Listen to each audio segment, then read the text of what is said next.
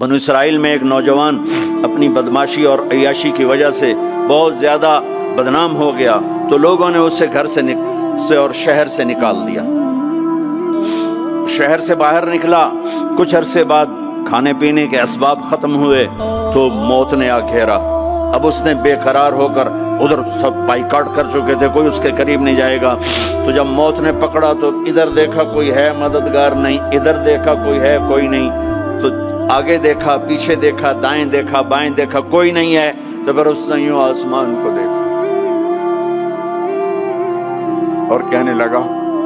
یا من لا تضرہ الذنوب ولا تنقصہ المغفرہ، اے وہ ذات جس کو معاف کرنے سے کوئی کمی نہیں آتی اور گناہ کرنے سے اس کی ذات میں کوئی کسی قسم کی کمی نہیں آتی، دیکھ مجھے سب نے چھوڑ دیا ہے، تیرے پاس آنے کا وقت ہے، مجھے معاف کر، میں نے تیرے بندوں سے سنا ہے تو بڑا غفور الرحیم ہے۔ جان نکل گئی۔ اللہ تعالیٰ نے موسیٰ علیہ السلام سے فرمایا موسیٰ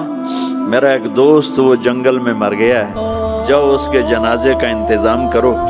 اور اعلان کر دو جو اس کے جنازے میں شریک ہوگا اس کو بھی معاف کر دوں گا۔ کون زندگی میں سوائے گناہوں کے ہے کچھ نہیں، اور آخر وقت کی منت اور خوشامد پہ کیا فیصلے ہو رہے ہیں۔ لوگوں نے دوڑ لگائی، آگے دیکھا تو وہی نوجوان شرابی، زانی، جواری، بھیڑا۔ موسیٰ یہ تو وہ ہے جس کو ہم نے شہر سے نکال دیا تھا،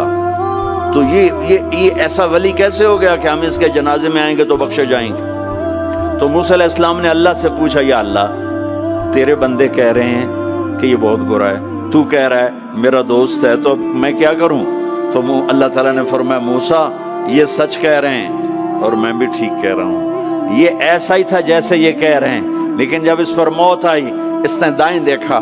اسے کوئی نظر نہ آیا، اس نے بائیں دیکھا، اسے کوئی نظر نہ آیا، اس نے پھر میری طرف دیکھا، تو موسیٰ میری غیرت نے گوارا نہ کیا کہ جس کو سب چھوڑ جائیں اور وہ بے بسی میں مجھے پکارے اور میں اس کی پکار پہ لبیک نہ کہوں۔ اے موسیٰ اس نے تو صرف اپنی بخشش مانگی، مجھے میری عزت کی قسم اگر آج مجھ سے پوری دنیا کے انسانوں کی بخشش مانگتا تو میں اس کی طفیل سب کو معاف کر دیتا۔